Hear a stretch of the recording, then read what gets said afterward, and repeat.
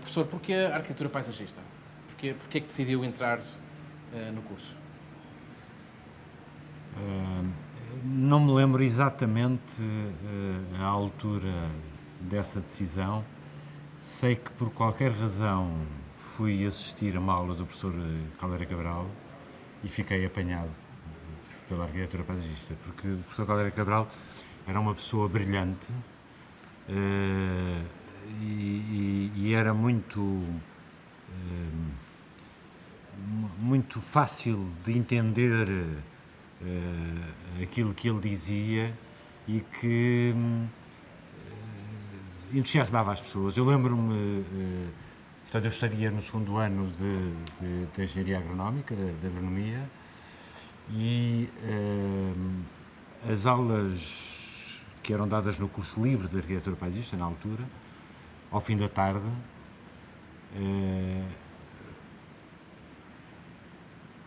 saíamos, e eu sentia isso no dia a dia, saímos das aulas do professor Caldeira Cabral ou da crítica de projetos que ele fazia com todos os alunos do primeiro ao quinto ano, entusiasmados, porque aquilo que ele dizia era qualquer coisa que nós compreendemos muito bem, que se relacionavam com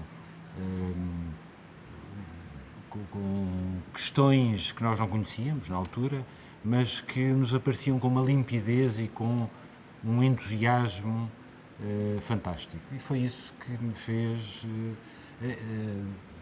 enverdar pela arquitetura paisagista, embora tivesse acabado o curso de Engenharia Agronómica por causa da tropa na altura, não é? Para termos adiamento para ir para a tropa, tínhamos que estar num curso que era reconhecido como licenciatura e não um curso livre. Portanto, fez primeiro Engenharia Agronómica e depois é que entrou no curso livre. Não. Entrou ao mesmo tempo? Ao mesmo tempo, a partir do segundo ano de Agronomia, Entrou no curso livre. entrei no curso livre de Arquitetura Paisagista. Falou-me do professor Caldeira Cabral. O que é que significaram para si os ensinamentos do professor e o que é que retém hoje em dia dos ensinamentos do professor? O que retenho? O que retenho é sobretudo uma maneira de ver as coisas e de tentar, enfim, encontrar boas soluções, quer seja ao nível do projeto, quer seja ao nível do ordenamento.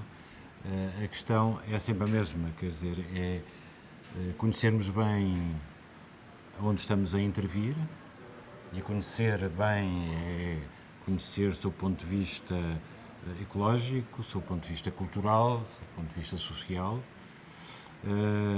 perceber aquilo que se passa e depois, em face daquilo que são as procuras ou que são as necessidades, encontrar aquilo que será na altura as aptidões ou as potencialidades que possam ser adivinhadas. Esse é um raciocínio sempre muito que pretende integrar, enfim, as várias componentes, digamos, da vivência dos homens e das sociedades e das comunidades humanas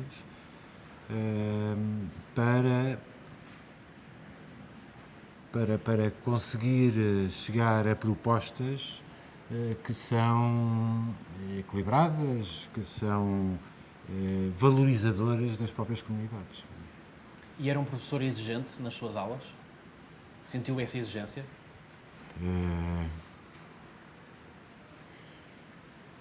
Era um professor que nós sentíamos que estava muito longe ao nível do conhecimento e ao nível não só do conhecimento das várias componentes da paisagem, mas também ao nível social, ao nível das preocupações do dia a dia. Portanto, era, ao mesmo tempo, era muito sabedor daquilo que falava e dos raciocínios que explicava, mas também nós sentíamos que era uma pessoa que vivia essas preocupações e essas questões de uma forma muito forte, muito, com um grande, falta uma palavra, convencido da importância daquilo que está a dizer. Ele tinha, não em relação aos alunos, eu acho que ele era exigente e fazia uma certa seleção e às tantas desistia. Havia alunos que ele desistia de os puxar, digamos, mas em relação aos alunos nós sentimos muito próximos, em termos humanos só. Não? Era um mestre, verdadeiramente um mestre. Em relação a uma outra atuação dele, que nós nos apercebíamos, porque ouvíamos as conversas dele com outras pessoas de outras formações, mas que estavam, enfim, ao nível dele, professores, inclusive, e ele era de tal maneira brilhante a expor as suas razões que esses interlocutores sentiam-se um bocado diminuídos, enxovalhados, entre aspas. E eu acho que não era, ele não o pretendia fazer, mas era naturalmente, ele falava com tanto entusiasmo e com uma racionalidade tão fina e tão compreensível que os outros, e isso criou algumas desavenças, nomeadamente no Instituto Superior de Agronomia, com outras pessoas que sentiam que ele as afrontava e não era nada, parece-me a mim, enfim, é a minha interpretação, que não era esse o caso. Ele estava ali era a defender uma posição técnica, cultural, social, em que ele acreditava com toda a força. E, portanto, defendia-as muito bem e com um brilhantismo muito grande. Enfim, as outras pessoas tinham dificuldade em aceitar isso. Esta primeira geração, penso que também o professor se inclui, esta primeira geração dos arquitetos paisagistas? Não me inclui, eu já estou numa segunda e meia. Segunda e meia, ok. Mas esta primeira geração, onde se inclui Gonçalo Reberteles, António Viana Barreto, etc., é considerada por muitos a geração de ouro. Qual é que é para si o principal legado destes primeiros arquitetos paisagistas formados pelo professor? O principal legado... As principais obras, os principais ensinamentos destes primeiros... Foram tantos, eu acho que entre eles eu acrescentava, enfim, alguns nomes, o caso do arquiteto Dentinho, Álvaro Ponce Dentinho, que era uma pessoa fantástica e que foi meu professor em agronomia também, no ISA, no curso de arquitetura paisagista. Eram pessoas, eu penso que foram também puxadas e entusiasmadas através da ação do professor Caldeira Cabral e seguiram muito os passos dele, desenvolvendo em algumas áreas. Por exemplo, o professor Caldeira Cabral, em termos de projeto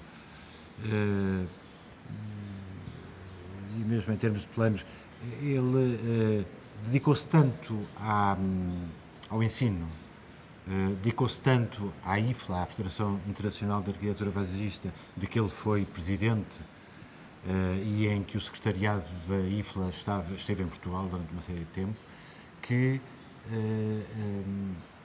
na altura em que eu fui aluno dele, ele tinha uma atuação ao nível profissional menor, não era muito lata. Depois, mais tarde, teve o seu gabinete, com mais colegas, e desenvolveu mais esse aspecto. Isto para dizer que a geração logo a seguir foram um conjunto de pessoas, eu diria, escolhidas a dedo pelo professor Caldeira Cabral, de certa maneira, pessoas muito inteligentes, com muitas capacidades e que se integraram a partir desses fundamentos dados pelo professor Caldeira Cabral, também se libertaram e seguiram as suas vias com alguma independência, mas no essencial enfim, seguindo esses conceitos fundamentais, não é? É um pouco difícil estar A nomear. a nomear, Sim. mas houve atuações de facto fantásticas da parte deles, sobre todos os pontos de vista, ao nível do projeto, ao nível do ordenamento do território, ao nível da cidade, enfim. Sobre estes primeiros arquitetos paisagistas, uma vertente muito importante da atuação, desenvolvida nos primeiros anos que seguiram a 74, foi a definição de novas políticas, nomeadamente no domínio da conservação da natureza, ordenamento do território e do ambiente, que foram traduzidas depois em legislação. António Viana Barreto foi diretor-geral do Ordenamento do Território em 1982, quando Gonçalo Rebelo Teles era ministro da Qualidade de Vida. Fernando Pessoa fundou o hoje denominado ICNF. Ren e Ren, portanto, todas estas bases de legislação saiu toda pela mão de arquitetos paisagistas. Quais são as nossas valências e aptidões no que toca ao ordenamento do território e à gestão da paisagem? Eu começava por dizer que também essa geração foi pioneira no sentido de trabalhar em equipa. Portanto, tinham bem presente que nessas áreas tinham um papel a desempenhar importante, mas nunca sozinhos. Lembro, por exemplo, o estudo do ordenamento paisagístico do Algarve, feito sobretudo pelo arquiteto António Barreto, Alberto Dentinho e Albano Castelo Branco. Foi acabado esse estudo em 1969, foi no mesmo ano em que saiu o livro do o Design with Nature do Macarga. E chamaram a colaborar especialista de solos, especialista de vegetação, coisa que não era corrente no nosso país, constituírem-se equipas deste género para fazerem trabalhos em conjunto. Eu, aliás, e já escrevi isto várias vezes, quando comparo o Design with Nature, é de facto um livro emblemático e que exprime muito bem aquilo que é a atuação do arquiteto paisagista, trabalhar, propor com a natureza e não contra a natureza. Enfim, um outro livro também importante nessa altura é o Design with Climate, dos irmãos Olgier.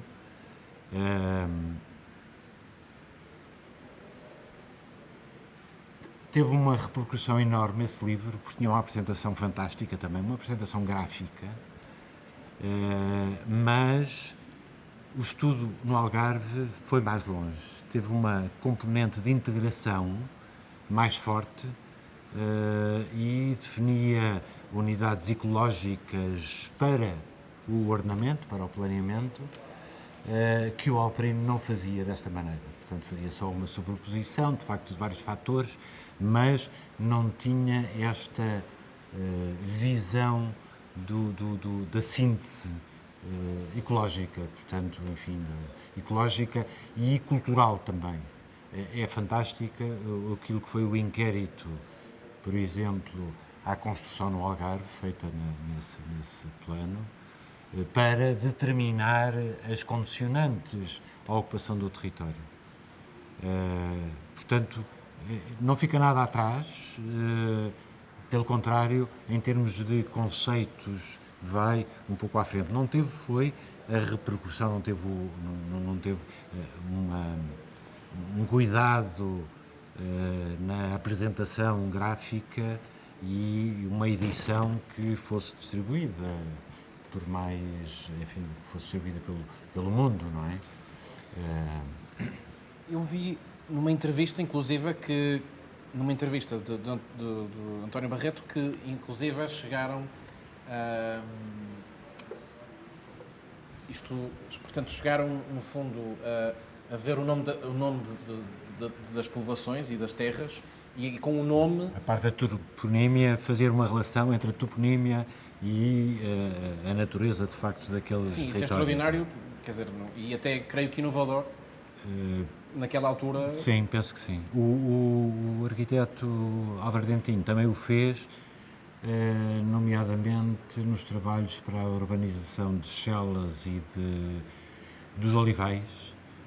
Também tem um estudo da toponímia e correlacionar com os vários fatores físicos e biológicos.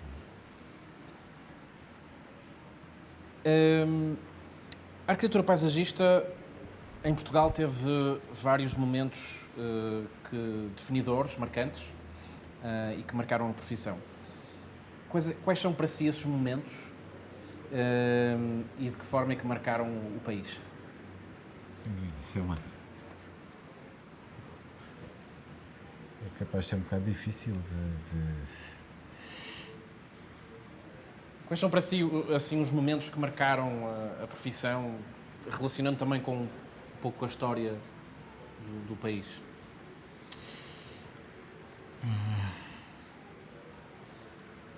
Antes de 74, lembro-me de um momento que foi as grandes inundações de Lisboa, em 68, penso eu,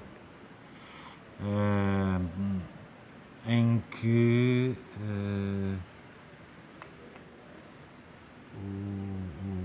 o arquiteto Gonçalo Reberteles foi à televisão explicar porque é que havia aquelas inundações e de uma forma, o professor Reberteles tem uma qualidade que é explicar fenómenos complexos de uma forma muito simples e que as pessoas entendem muito bem. Esse foi um elemento que marcou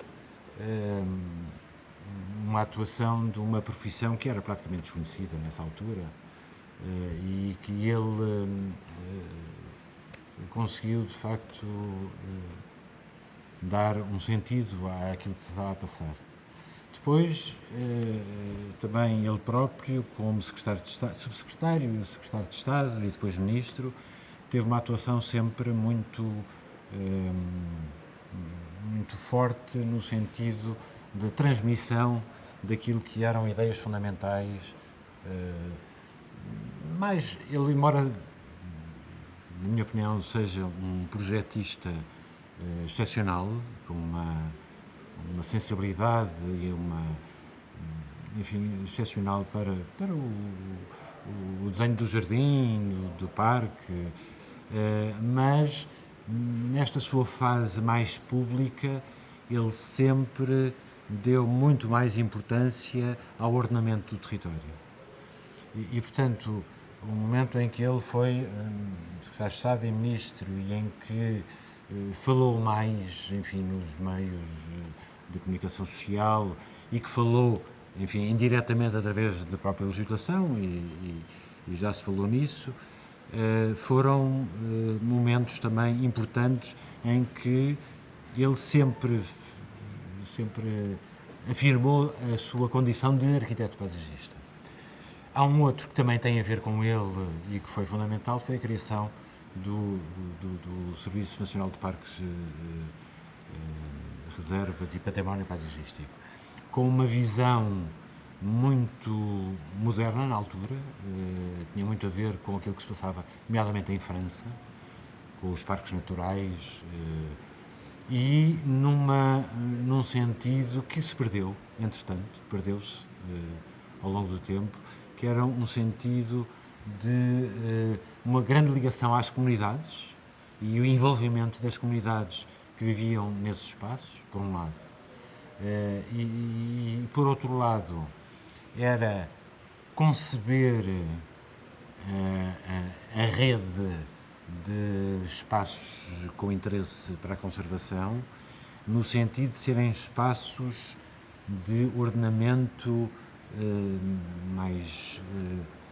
mais fino e que pudessem depois expandir-se para o resto do território. Portanto, eram zonas que mereciam de facto, pelas suas condições, quer naturais como culturais, um cuidado especial. Portanto, deveriam ter medidas de ordenamento que fossem nesse sentido, de as conservar e valorizar, mas que poderiam ser exemplares para o resto do território também. Portanto, podiam ser balões de ensaio, digamos, em relação ao resto do território. Eu acho que era uma visão que foi dada, enfim, por ele e pelo arquiteto Fernando Pessoa, que foi o primeiro diretor,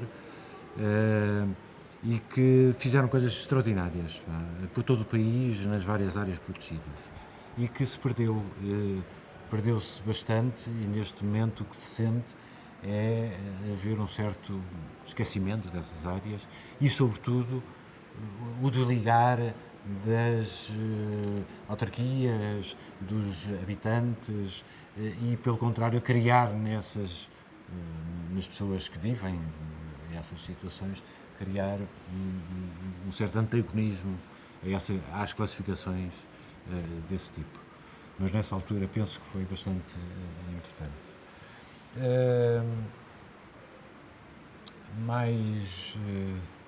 Isso depois da Expo 98, também... Diga? A Expo 98... Sim, foi uma...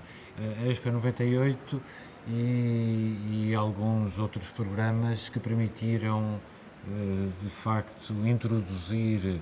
E a Expo 98 foi um bocadinho um modelo, digamos, que depois se utilizaram em muitas outras cidades de tratamento e de valorização do espaço público, não é? E eu acho que isso foi em que os arquitetos paisagistas deram uma contribuição, enfim, não foram só eles, houve urbanistas, houve arquitetos que trabalharam em conjunto e que, de facto, melhoraram, houve melhorias bastante grandes da paisagem urbana, não é? A meu ver, um dos seus trabalhos mais importantes foi o estudo das unidades de paisagem e da identificação e caracterização da paisagem em Portugal continental. Gostava de lhe perguntar o que é que são unidades de paisagem e como é que decorreu todo este estudo, todo este trabalho. Este trabalho começou com uma chamada à Direção-Geral do Ordenamento do Território pelo Diretor-Geral, que me disse que tinha estado na Eslovénia e que tinha visto uma coisa que me mostrou, que era um atlas das paisagens, e disse: vocês têm que fazer isto. Nós já tínhamos tido muitos contactos e tínhamos feito muitos trabalhos por encomenda da Direção-Geral. Vocês têm que temos que fazer isto para Portugal. Enfim, estudámos o assunto, juntámos uma equipa e durante 4 anos estivemos a avançar com esse trabalho. Portanto, enfim, começámos por analisar aquilo que eram estudos similares, noutros já existia para a Inglaterra, para mais uma série de países, Suíça, Noruega, e portanto começámos a afinar como é que havíamos de desenvolver este trabalho. Ao mesmo tempo, os nossos vizinhos espanhóis também avançaram com aquilo que eles chamaram mesmo Atlas de Paisagens. Tivemos contactos com eles, até porque tínhamos uma fronteira comum, não é? Portanto, as coisas tinham que jogar certos. E reunimos uma equipa muito vasta, não só de pessoas aqui a trabalhar diretamente, como de consultores. Portanto, consultores do exterior, alguns estrangeiros também. Foi um trabalho difícil de fazer, nos prazos que nos davam e com os meios que nos davam.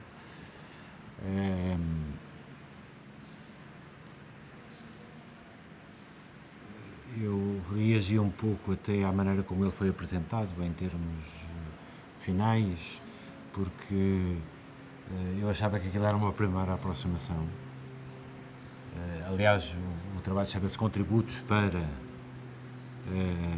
e eu achava que aquilo não podia ser considerado um trabalho final e, portanto, devia ser uma apresentação mais simplificada e 5 anos depois, ou 10 anos depois, ser revista e então chegar a uma proposta mais sólida, digamos. O que é que são unidades de paisagem? Unidades de paisagem são espaços com um padrão de paisagem, um padrão que tem a ver com o relevo, o clima, os usos do solo, portanto, daquilo que foi também a alteração e os fenómenos de dinâmica atuais. Portanto, que tem tudo isto, cria padrões de paisagem que têm os seus problemas, que têm as suas potencialidades,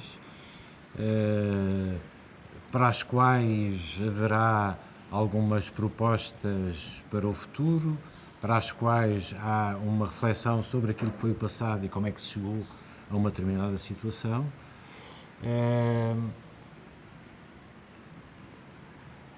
É um pouco como é que se chegou a elas. Chegou-se com certeza através de cartografia de vários fatores, de percursos na paisagem, portanto as sensações que se têm,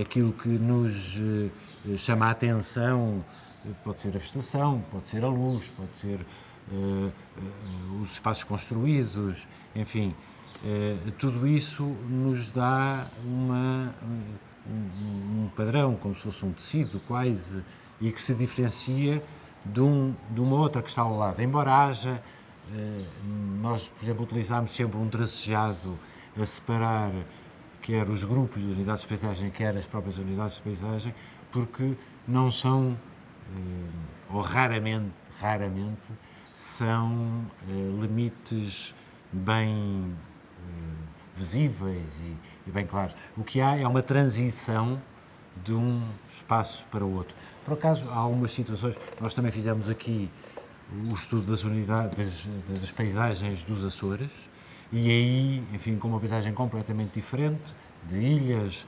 vulcânicas, há de facto alguns casos, por exemplo, as cristas dos vulcões, não é? De facto são limites muito concretos e muito visíveis de unidades de paisagem, porque ou se está exatamente nessa crista e olha-se para aquilo que está de fora da ilha, enfim, do que está de fora do vulcão, olhamos, ou estamos dentro do vulcão, não vemos mais nada senão esse recorte. Portanto,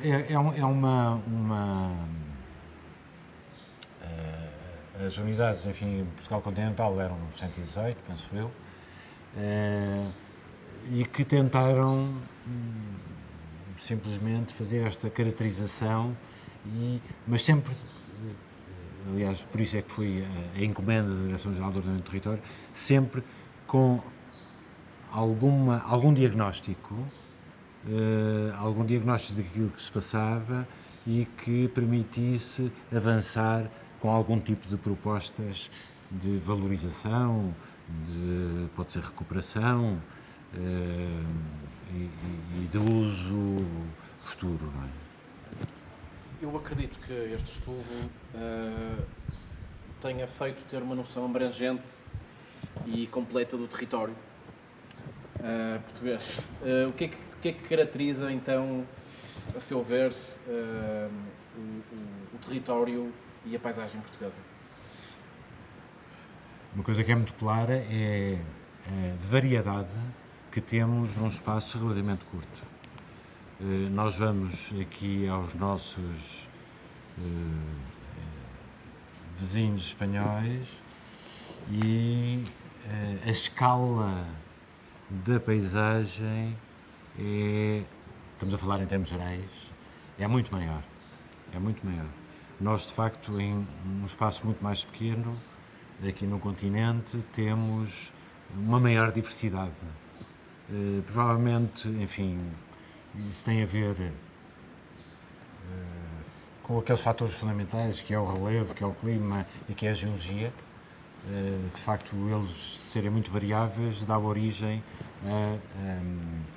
a unidades de paisagem também muito variadas. Quando vamos para as ilhas, isso ainda para as ilhas, para os Açores, ainda é muito mais claro. Portanto, a escala da mudança é muito mais pequena. Portanto, temos unidades de paisagem com dimensões, com áreas muitíssimo mais pequenas. Essa é uma a diversidade. A diversidade é fundamental. A outra coisa é temos um território todo ele muito humanizado. Portanto, aquilo que foi a transformação humana ao longo dos tempos foi muito forte e, portanto, não temos áreas, enfim, temos bocadinhos de áreas praticamente naturais, mas no essencial as nossas paisagens são paisagens humanizadas, com alguns casos notáveis ao nível mundial. A paisagem do Montado Alentejano, ou a paisagem das vinhas do Douro, só para dar dois exemplos, são coisas de facto são fantásticas e únicas.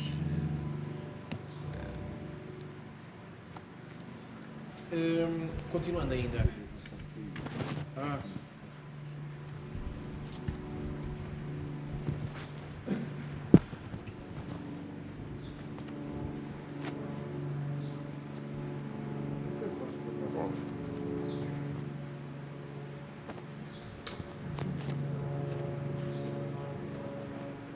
Posso pôr aqui então?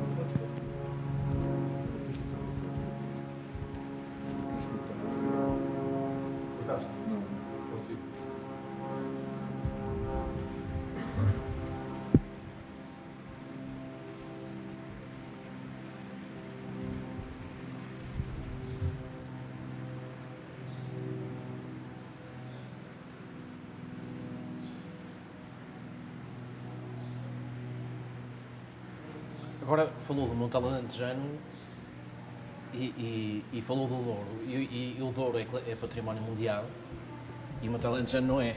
Mas está a preparar-se uma candidatura. É? Ok. Mas deixa-me ainda dizer uma outra coisa antes de passar para outra. Sim. Ainda, não estamos a gravar? Não. Ainda que tem a ver com a visão global das paisagens do país. Ok. Só acrescentar uma coisa.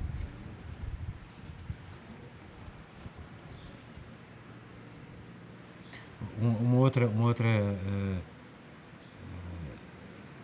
característica importante das paisagens do continente é que tiveram uma modificação muito grande,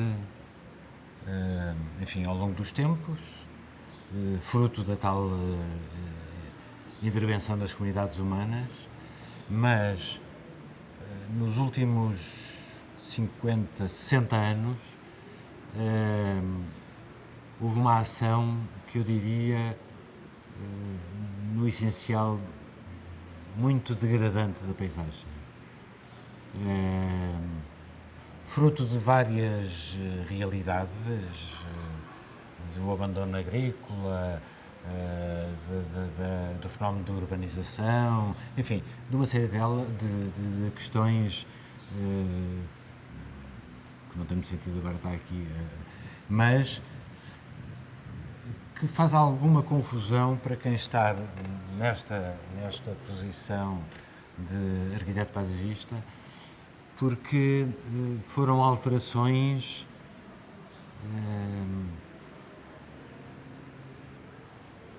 muito desequilibradas, sem razão, sem justificação.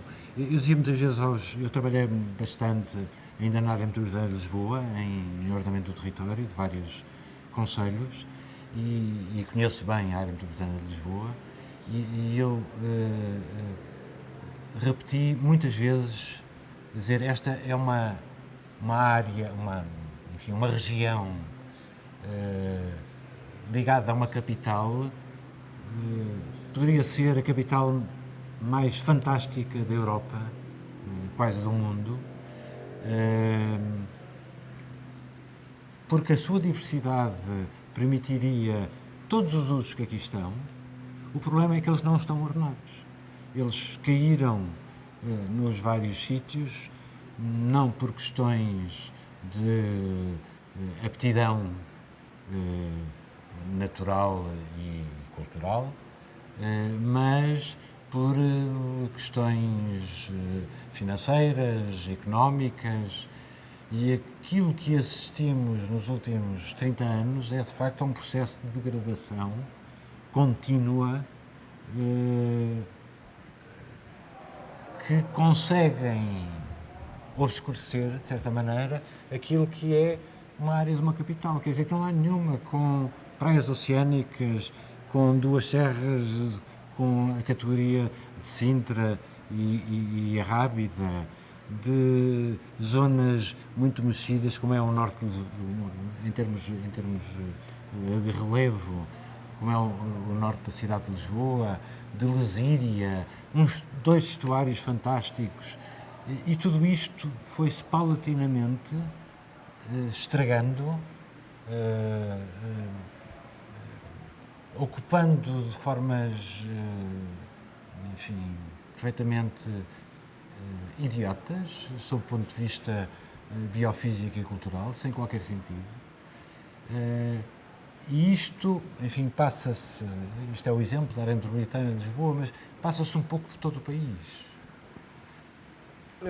Já que toca nesse assunto, na questão das transformações da paisagem, quais foram falou um pouco das transformações na área de Lisboa, mas quais foram então as principais transformações da paisagem em Portugal e quais são aquelas em que a intervenção dos arquitetos paisagistas pode ser mais relevante no sentido de uma paisagem mais sustentável e mais adequada?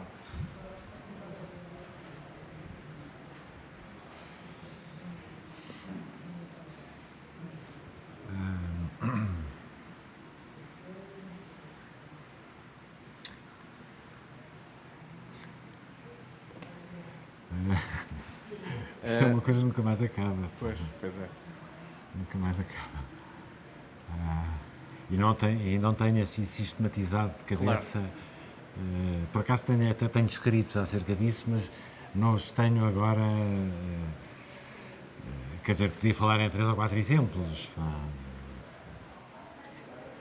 Eu vou passar então para a próxima pergunta, que também tem a ver com o seu trabalho, se calhar. Outro trabalho seu importante, na minha opinião, foi a revisão do Plano Diretor Municipal de Évora. Acredito que tenha sido um trabalho de equipa. E como arquiteto paisagista, qual foi a sua importância, o papel na elaboração deste plano e como é que decorreu todo este processo?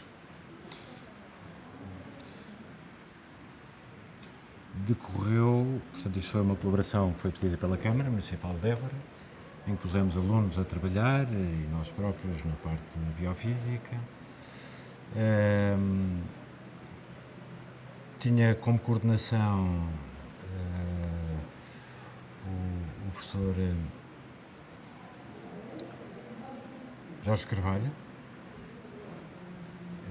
que esteve aqui muito tempo na Câmara de Évora e que nesse momento já era professor da Universidade de Aveiro e que é, quanto a mim, um técnico, uma pessoa e um técnico fantástico. Tinha um arquiteto da Câmara e eu próprio. Correu muito bem uma primeira fase, conseguiu-se fazer uma caracterização do território muito fino, muito... e foi o primeiro plano diretor municipal que eu fiz já com uma base digital fortíssima.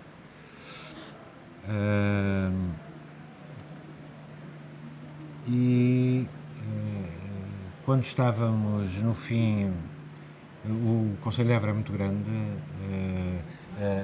a informação não estava muito sistematizada, portanto demorou algum tempo a fazê-lo, e quando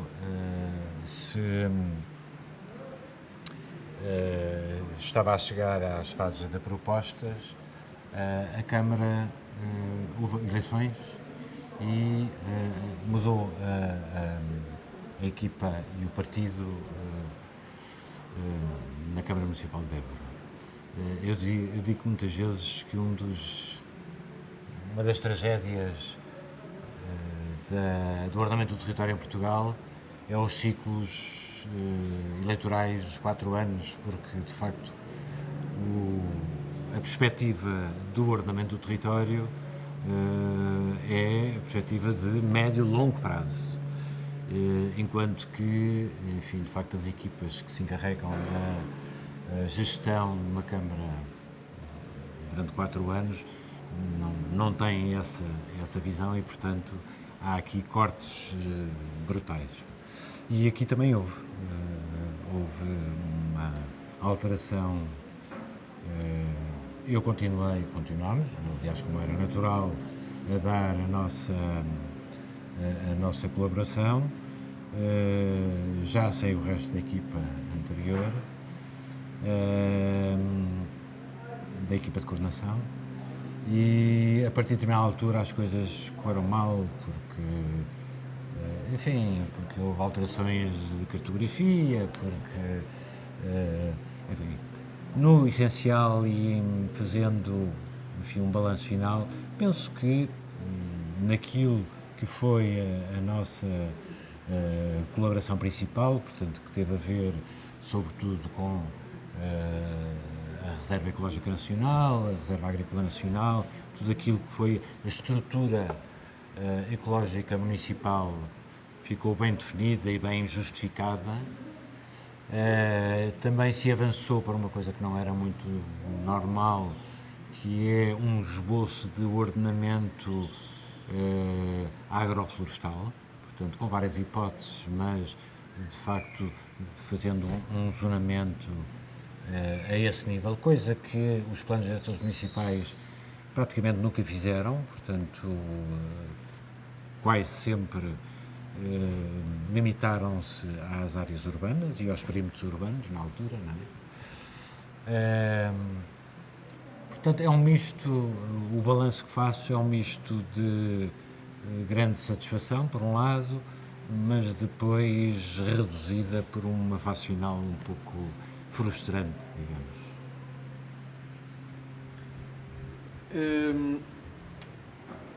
E qual é no fundo, porquê que é importante a atuação do arquiteto paisagista no desenvolvimento de um plano diretor, como o de Évora ou qualquer um? É porque, de facto, é o avião.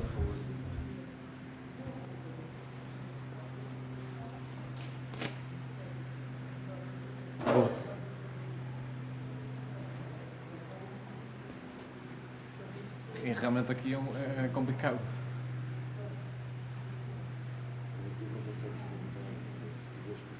Pois, pois. Isto é vindo de um avião ou outro assim. Sim, sim. Já fiz uma concessão à ambulância e já ouvi várias coisas que mas esta é difícil. Que é muito longo. Já há bocado passou uma ambulância e eu não disse nada, mas um avião, porque uma ambulância entra e sai, agora este avião não tu estás por aí.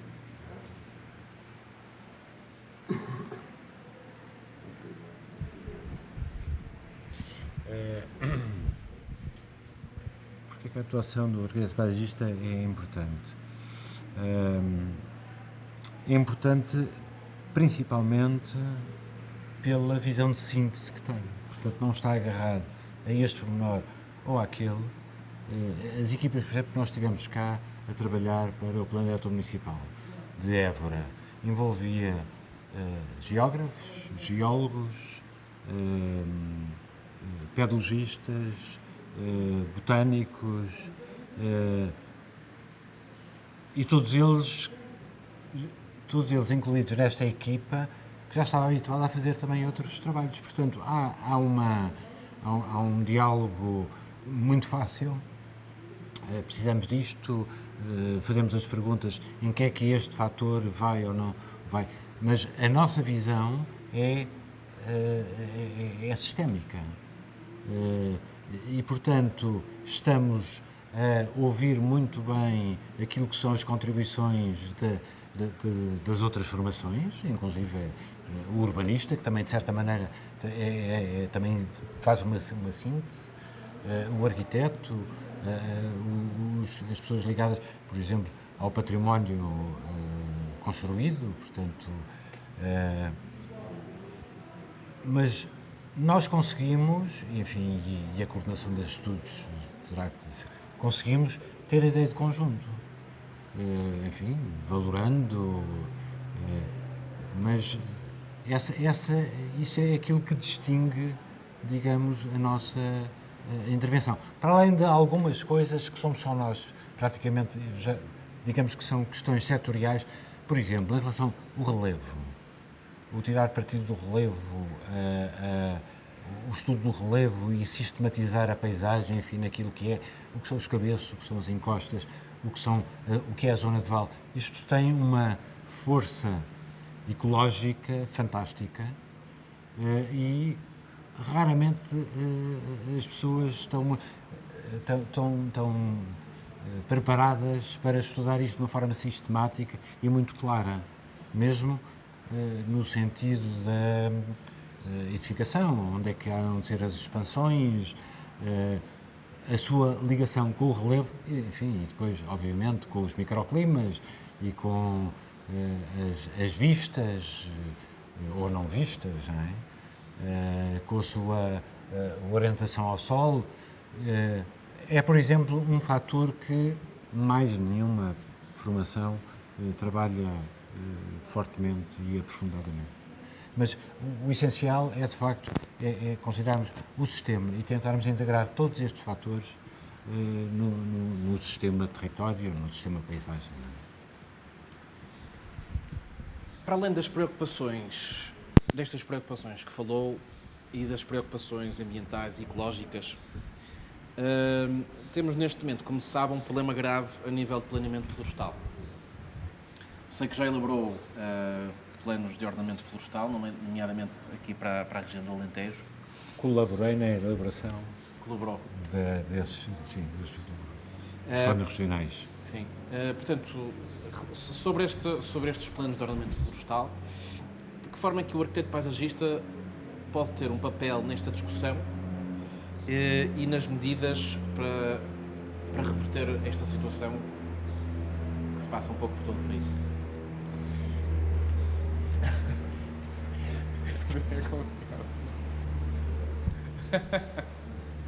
É que isto tem de 5 em 5 minutos, passa aqui uma vez.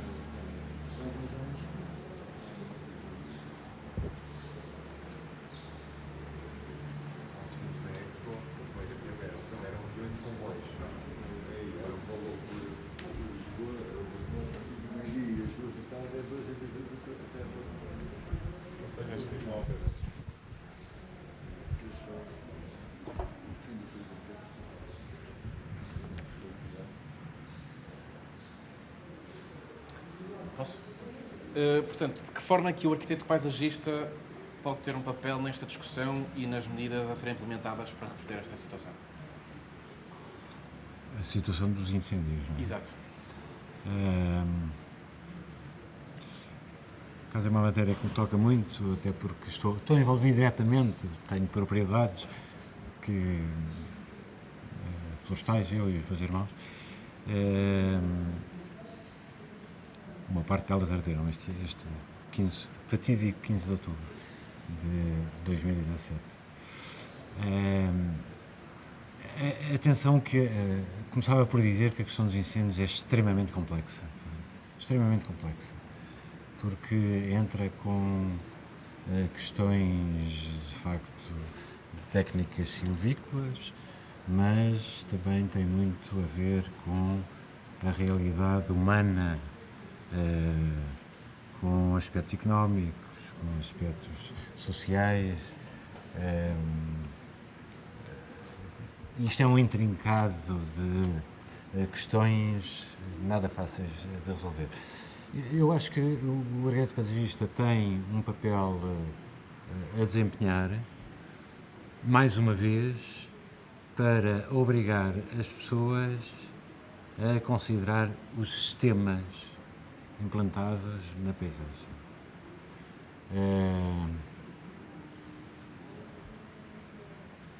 E para demonstrar que é necessário um ordenamento que tem que passar pela diversificação. Não podemos ter, de facto,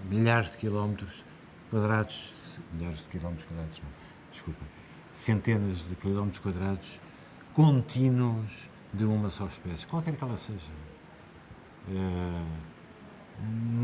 Independentemente de se é uma serra, se é uma encosta, se é um vale, o ter a monotonia de uma mesma espécie, por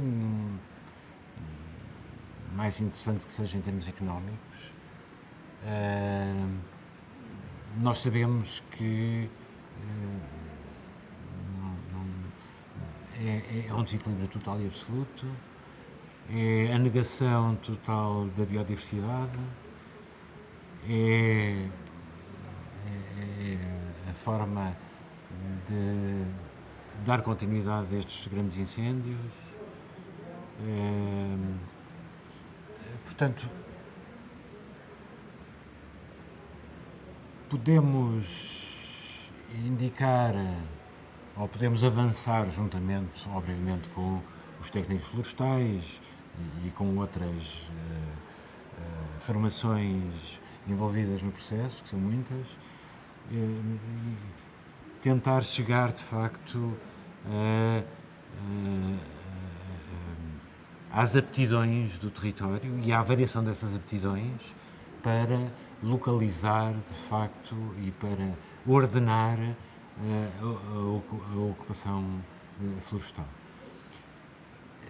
Depois há uma outra coisa que nós podemos falar, mas que vai-se ouvindo falar de vez em quando e que não é específica da nossa profissão, que é tudo aquilo que tem a ver com os serviços que devemos pedir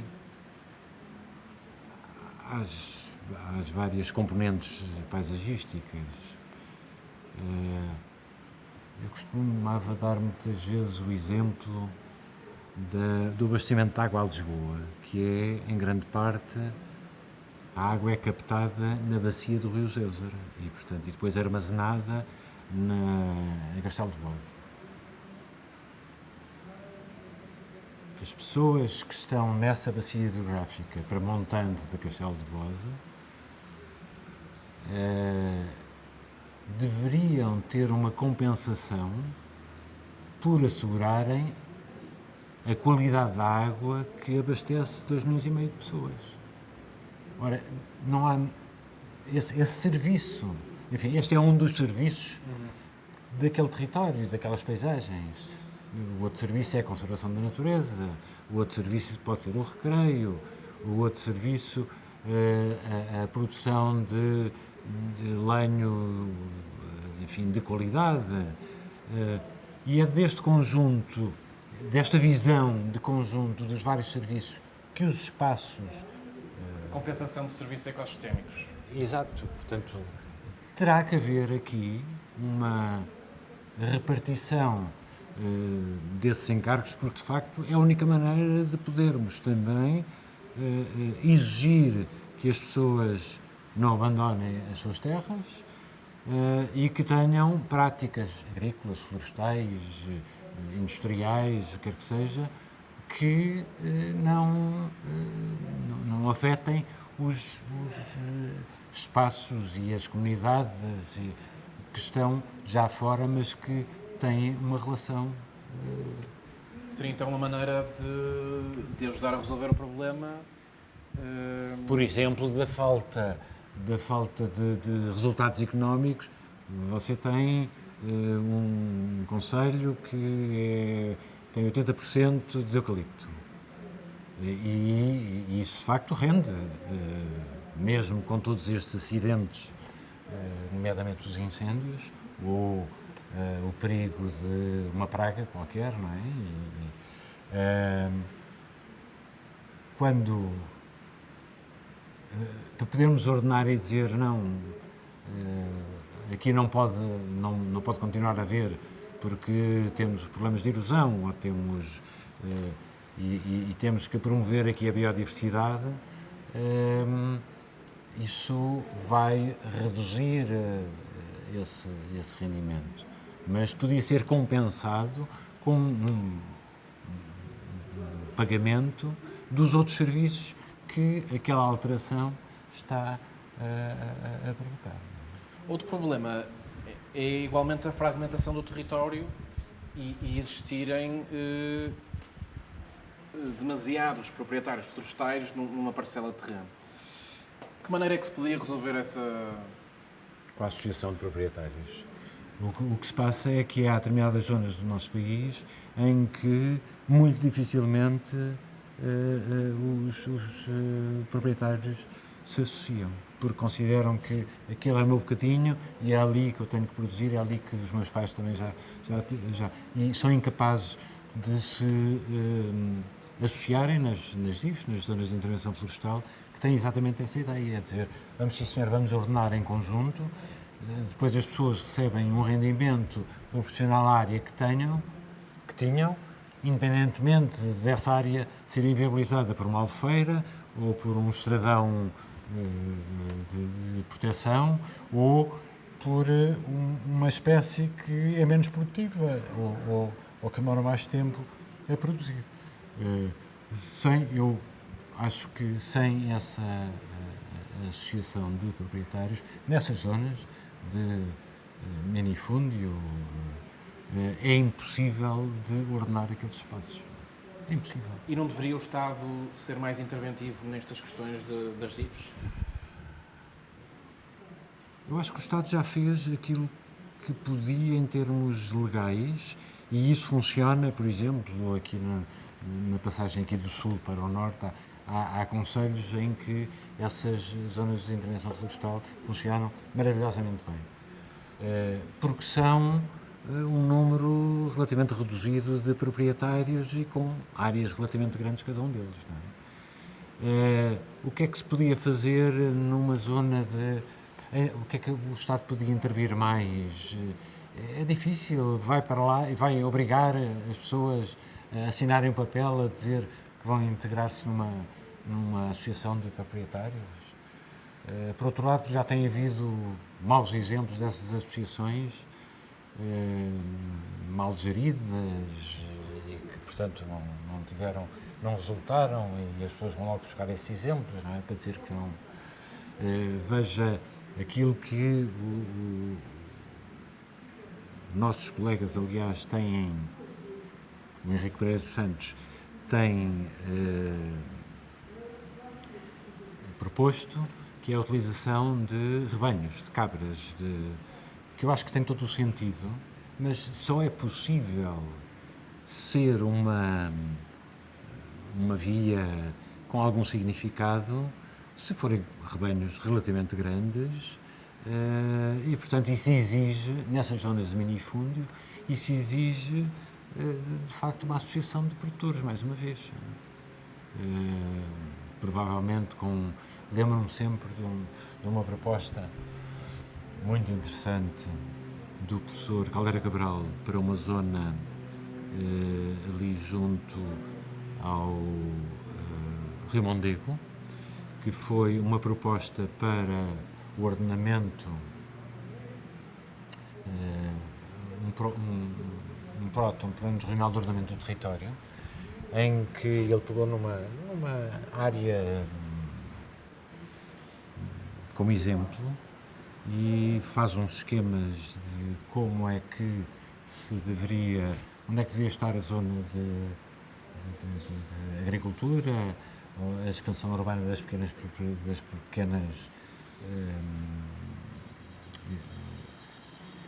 povoações, onde é que devia estar as árvores da flora espontânea, onde é que deveria estar a exploração florestal, portanto o lenho, com uma clareza enorme como chegou lá, essa aptidão, mas quando aquilo é sobreposto ao cadastro, não bate uma coisa com outra, obviamente, não é? E portanto, haveria, com certeza, ou se consegue fazer uma associação, ou havia pessoas que ficavam muito prejudicadas em relação a outras. Não é? Sobre esta questão da fragmentação e a questão também das IFES, não seria a perequação, um sistema de compensação, também uma solução?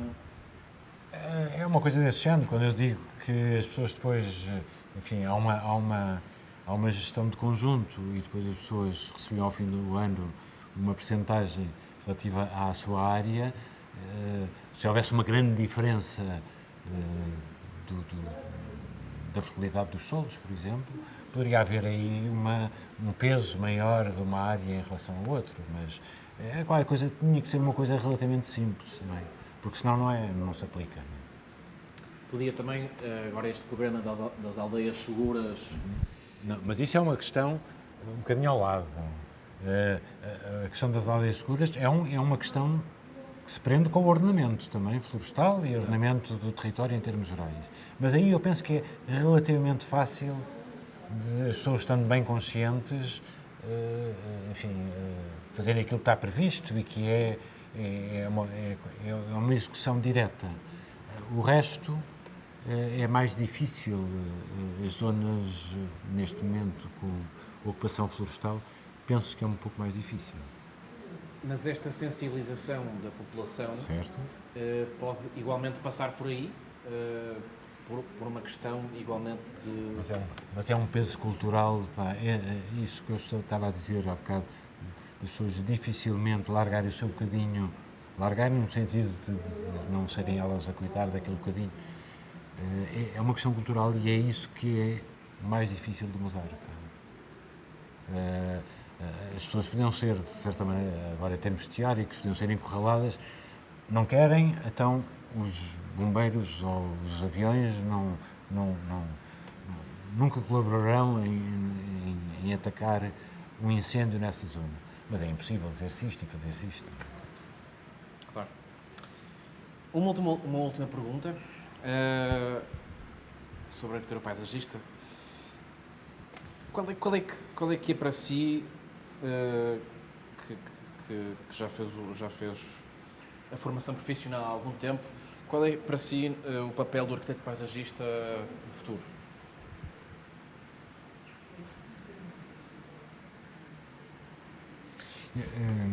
Mas continua a ser o mesmo, em termos fundamentais, o mesmo que até agora.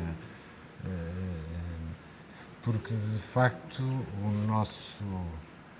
aquilo em que trabalhamos, que é as paisagens, são dinâmicas. Elas não têm uma redoma à volta, não são fossilizadas. Portanto, aquilo que nos preocupa de futuro é a mesma coisa. Portanto, dar qualidade de vida ou para a vida das comunidades, através da distribuição dos usos e das funções no espaço, através da qualificação desses espaços em prol das pessoas. Agora, as questões que podem surgir é que são com certeza diferentes, porque as técnicas são diferentes, o conhecimento científico também, os hábitos e as tendências das pessoas se comportarem no espaço exterior ou no espaço urbano também vão mudando. Portanto, tendem atenção aquilo que, por um lado, são as condicionantes biofísicas ou ecológicas, condicionantes culturais, e há bocado estávamos a falar da questão dos incêndios e da dificuldade das pessoas de admitirem determinado tipo de associações. Isto também tem que ser considerado no ordenamento do território, portanto tem que ser encontradas se calhar outras soluções, não é? Portanto, digamos que dentro dos mesmos. Eu nem ouço, estou a falar, nem. Não.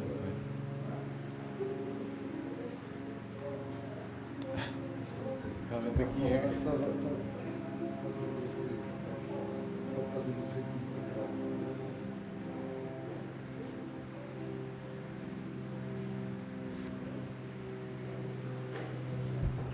Depois não consegue montar e ligar a diferença. Não tem avião, depois não tem. Não pode. Eu vou fazer um bocado de dinheiro, pode ser que passe um.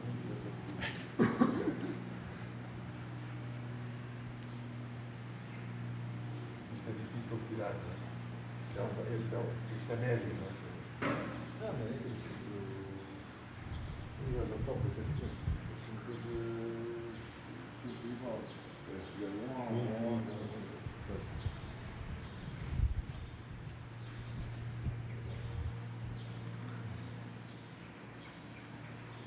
Eu também por acaso já me esqueci onde é que estava.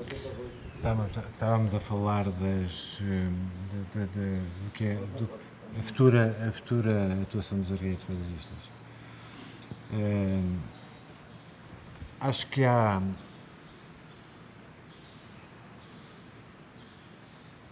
duas coisas. Há uma coisa.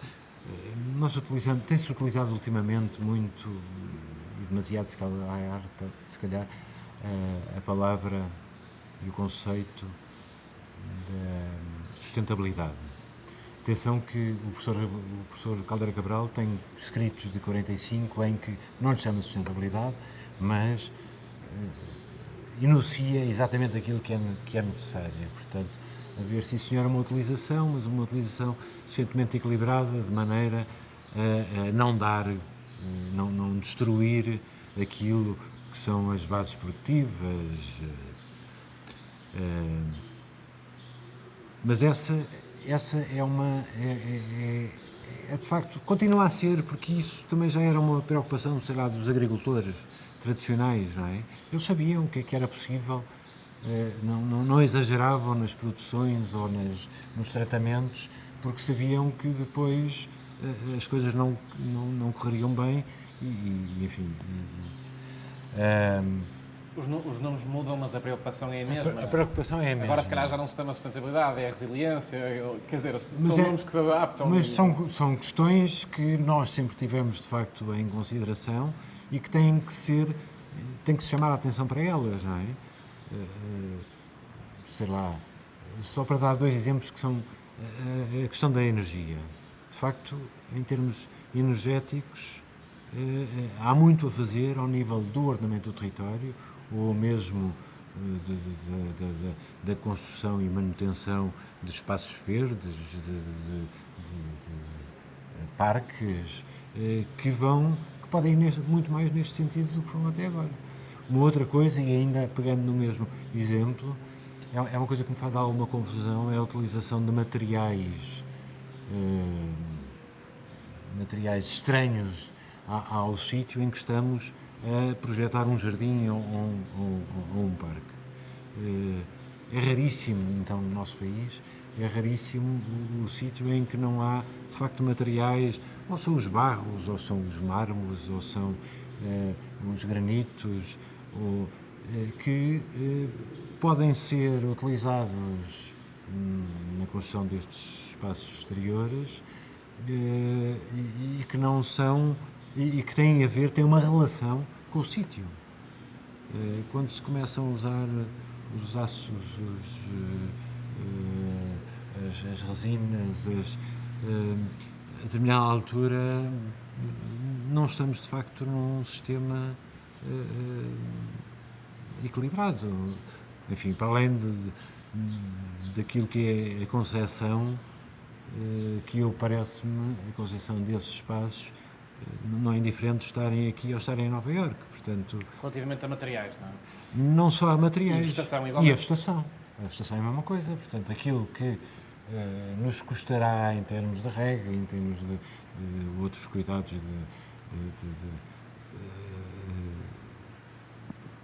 trabalhar com vegetação exótica ou trabalhar com, dentro do possível, com vegetação espontânea, autóctone ou muito bem adaptada. Não é? Eu acho que temos que ter muito essa preocupação.